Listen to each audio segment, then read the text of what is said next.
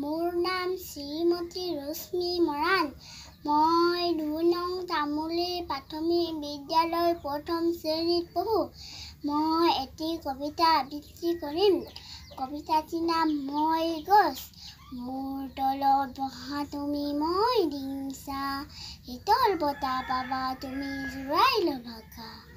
নানা ৰঙৰ ফুল দিম লগৰীয়াক দিবা, নানা সোৱাদৰ ফুল দিম জুতি লগাই খাবা। নমস্কাৰ।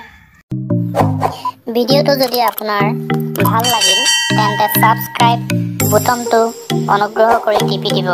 ধন্যবাদ।